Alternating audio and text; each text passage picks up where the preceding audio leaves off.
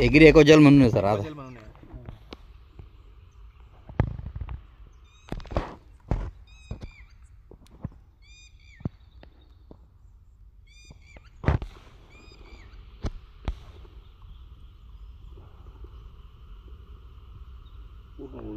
पूर्ण पाणी ओढून घेतलं.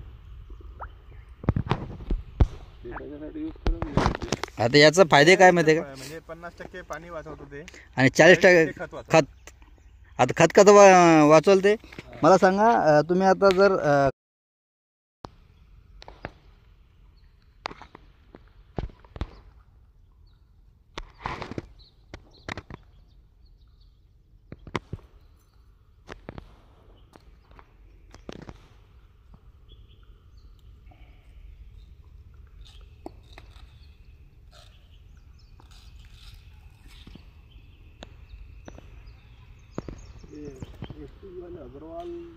अग्रवाल मध्ये था ना.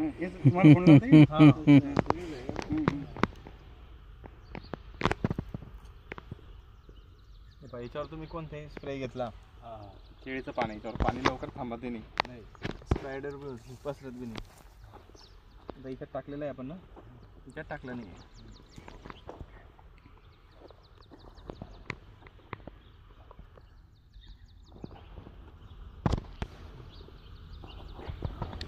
काय फरक दिसतो तुम्हाला?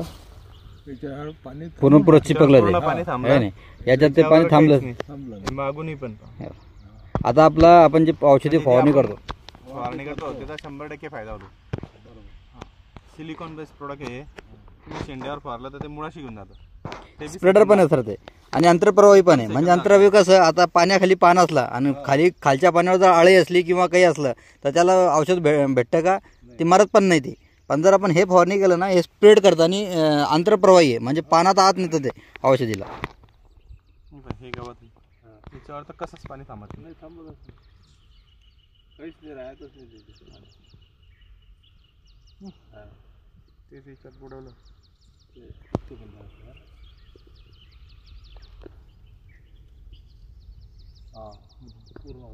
पूर्ण ओलं होतं. म्हणजे तुम्ही तणनाशक वगैरे वापरता याच्यावर, तर त्याच्यासाठी एकदम चांगलं आहे. डायरेक्ट लगेच म्हणजे फास्ट तण मारतं. त्याच्यात बी चालतं ते तणनाशक. याला पंपाला 10 ml वापरायचं.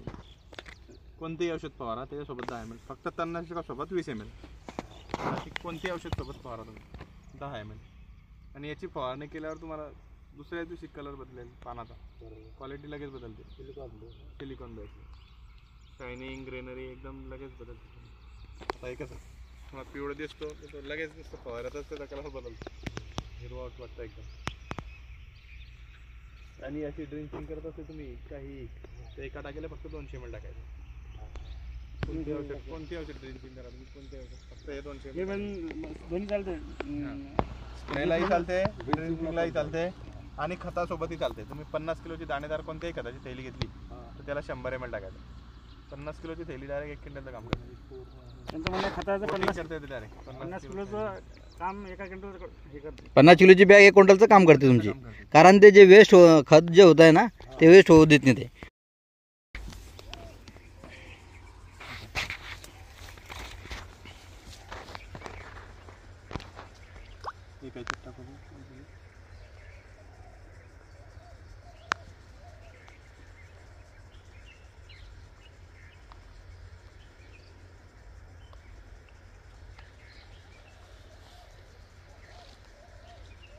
केळीचं पाणी याच्यावर तुम्ही स्प्रे केला काही पाणी लवकर थांबतच नाही याच्यावर.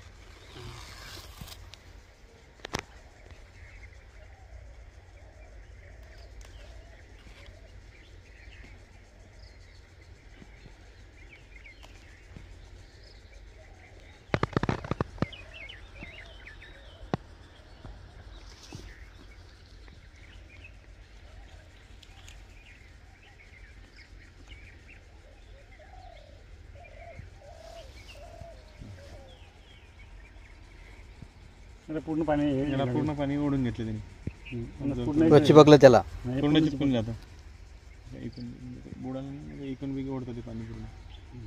याला मागे थोडंसं पाणी शोषणही केलं. आता हे जे आहे ना ते हे टाकायचं. पूर्ण स्प्रेड होतं त्यावेळेस. हे पण पूर्ण याला पूर्ण म्हणजे पूर्ण 100%. हां म्हणजे तुम्ही काही स्प्रे केला तर त्याचा 100% फायदा होतो. इन्सेक्टिसाइड बी ते वरतून फवारलं तर ते मध्ये बी देऊन जातं औषध पूर्ण. म्हणजे औषध अंतरप्रवाही सर ते. आता तुम्ही फवारणी केली, फायदा भेटतो. आळी जर खाली असली आणि आपण वरतून जर फवारणी केला तर ते मरत नाही ना आळी, कारण ती फवारा लागला तर खाली चालली जाते ती. पण हे काय अंतरप्रवाही म्हणजे आतमध्ये नेत आहे औषधीला. ते मारलं वर समजा आणि ते प्रत्येक जागी तर उडत नाही. हे याच्यात मारल्याबरोबर ते पूर्ण आतमध्ये पूर्ण आत जातो ते 100%. म्हणजे पुरेपूर फायदा होतो बा त्याचा. उन्हाळ्याच्या जमिनीला पहिलं पाणी भेटतं, पावसाळ्यात हां. एकदम अंतरप्रवाही ते. अंतरप्रवाही. आणि ते ॲक्टिवेटर पण आहे. म्हणजे ॲक्टिवेटर म्हणजे काय, तुम्ही फवारणी केली लगेच त्या औषधीला कामावर लावणे.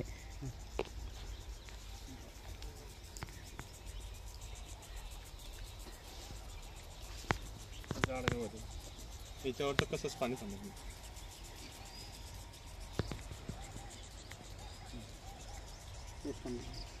आणि तेच त्याच्यात जर टाकलं पूर्ण पाणी ओढून, म्हणजे तुम्ही तणनाशक वगैरे याच्यावर कोणताही फवारा घेतला तिच्यात बी याचा वापर केला तर 100% रिझल्ट मिळतो. औषधीला पूर्ण औषधं टिकून 100% ठेवतो. वापरायचं काम करतो. आपलं जे माराचं जे उद्दिष्ट आहे ते म्हणजे टिकायला पाहिजे ना ते हां, त्याचा फायदा काय. अजून एक दुसरं प्रोडक्ट हे बघा, एक क्वाजेल म्हणून आहे.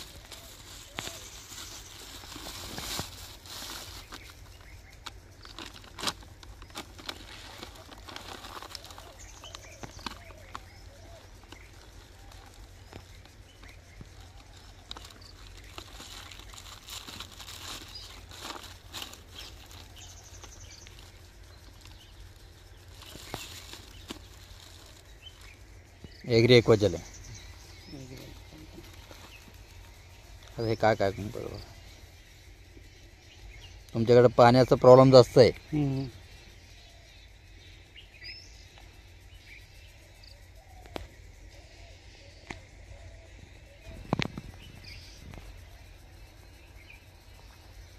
पाणी धरून ठेवते ना. पाणी पुरं ओढून घेतो त्याला. हे काय करतं, पाणी धरून ठेवतो आणि जेव्हा जेव्हा लागलं झाडाला तसं तसं ते सोडतं ते. अच्छा, म्हणजे स्वतःहूनच रिलीज करते का? हां, तर बघा ना तुम्ही. म्हणजे झाडाच्या आवश्यकतेनुसार. हां, जसं झाडाच्या झाडाला आवश्यकता आवश्यकता नसतं. वाढेल, तसं तसं झाड ऑब्झर्व करेल त्याच्यातून. आता तुम्ही हे स्टोअर करून ठेवतो पाणी. हे लावलं तुम्ही. आता हे जर टाकलं असतं तुम्ही, हे लावलं ना तर आता तुम्हाला किती दिवसात परत लावा लागेल नाही. 15 दिवसात लावा. 15 दिवस लागेल ना. तुम्ही महिनाभर नाही लावला तरी चालतं, काही प्रॉब्लेम नाही. आपल्या झाडाला काही होत नाही. त्याचं शोषण करून घेते ते. हां. जेवढं पाहिजे तेवढं पाणी स्टोअर करून ठेवतो ना ते. टाकलं तसं झाडाला देतं, स्टोरेज करत चालतो. आणि हे तर झालं पाण्याचं. पण आता आपण खत वगैरे टाकतो ना, खताचं पाणी खाली चालत होतो आणि आपल्या जे झाडाचे मुळे आहेत त्या वरतीच असतात. तर हे खत काही कामाचं राहिलं का आपलं? नाही, काही कामाचं नाही. पण हे जर तुम्ही टाकलं ते खताचं जे पाणी ओढून घेईल, म्हणजे खताचं पाणी खाली जाऊ देणार नाही. आपलं जे खताचं जे 70% जे लॉस होतं ते लॉस होऊ देणार नाही. म्हणजे 50% पाणी वाचवतो आणि 40% खत पण आपला वाचतो ह्याच्यात. एवढं पाणी टाकलं हात पण ओला आणि ते पूर्ण हात भरून जाईल त्याच्यात. असं म्हणजे त्याला हळूहळू टाकलं ना आपण. जसं जसं पाणी टाकलं तसं तसं ते ओढत चालेल. त्याच्यातून पाणी काढायचा बी प्रयत्न केला तर मी ते निघणार नाही. जेल तयार होऊन जातात एक प्रकारे. हो ना, जेलच झालं एकदम ते मुळ्या मग जसं लागेल जसं त्या लागलं हां, तसं मुळ्या ओढतात. जसं लागलं तसं तसं जसं ओढतं. लागलं तसं तसं मुळ्या ओढतात. हे बी एक बेस्ट आहे. म्हणजे त्या खतासोबतच खतासोबतच टाकावं लागतं. हे जेव्हा कसं बेसल डोस टाकतो आपण तेव्हा एका एकरात म्हणजे 1001 किलो पाहिजे ते. 1001 किलो. 1001 किलो. तुमचं ते खत बी वाचवतं, पाणी बी वाचवतं, सगळं वाचवायचं काम करतं ते. काय किलो पडते मग ते? हे 2000 रुपये. पण ते एकदा लावलं तर 8 महिने चालतं ना ते. 8 महिने चालतं ते. काम करतं ते. तुमचं वापर किती कमी करतं ते. तिथे 2-3 डोस टाकायचे खताचे, तिथं खताचा डोस वाचता. तुमचं आता हे पाणी समजा 15 दिवसांनी लावायचं आहे तर तुमचं महिनाभर पाणी लावायचं काम नाही. तेवढं पकडून ठेवतो ते पाणी, स्टोरेज करून ठेवतो ना. मेन सगळ्यात वाचवतं ना ते.